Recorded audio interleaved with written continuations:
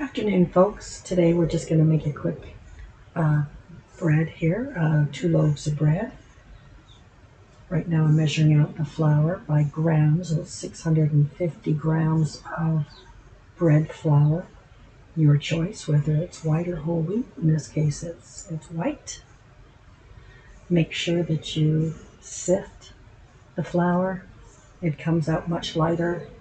I used to have a lot of trouble with bread until I realized I wasn't really sifting it. I was just measuring it and pouring it in, but then it compacted the flour rather, so much that it was like a lead weight. So now I religiously go ahead and sift all my flour.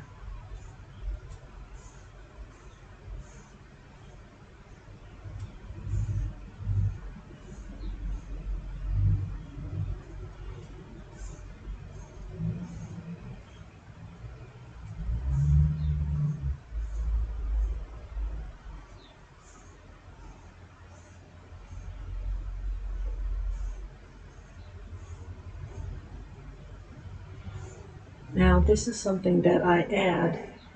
It is a non-diastatic malt.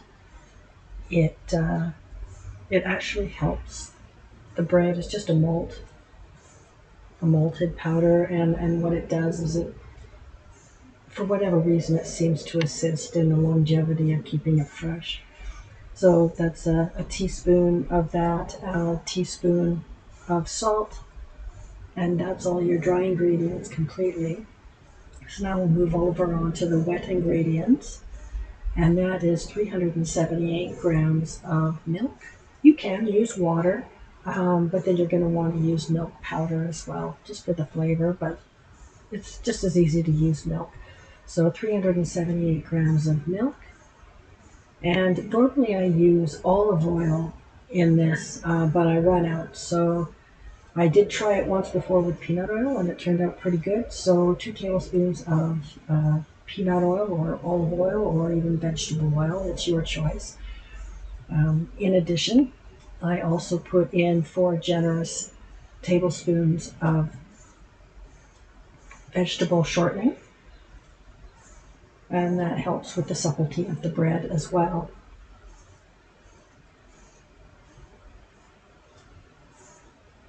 I also put two heaping teaspoons of sugar. I just eyeball this. I don't measure it completely. Some say it should be 1/3 of a cup, some say 1/4 of a cup, but I don't particularly want a sweet bread, so I just do 2 heaping. I then put it in the microwave for about 1.5 minutes, and then bring it out, as you see here, and then I put in 2.5 teaspoons of yeast. And mix that up, and then we'll let that sit for about 10 minutes.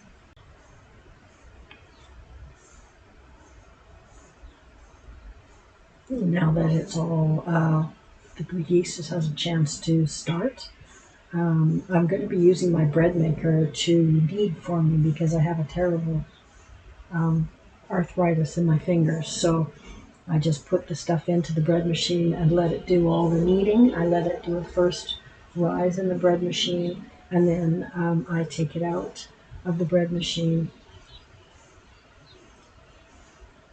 and I punch it down, and then I form the loaves. Those 2 bread pans that you see have been sprayed with vegetable oil.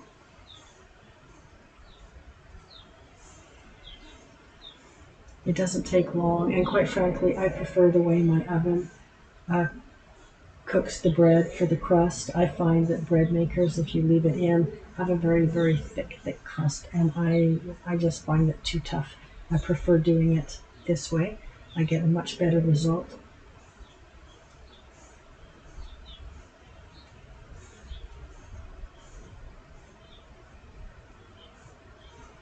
So now I'm just going to portion out the bread as close as I can get, within a few grams of each other, so that I don't have one massive loaf and one small loaf.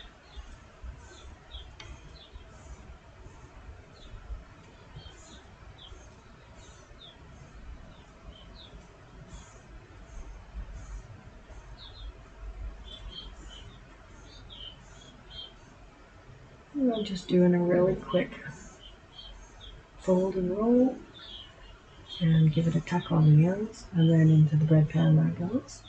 And I'll do that with the second one here.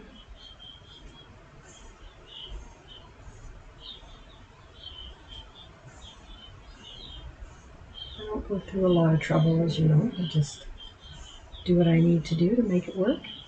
And again, just give it a rolling fold and then tuck the ends in, and into the pan they go.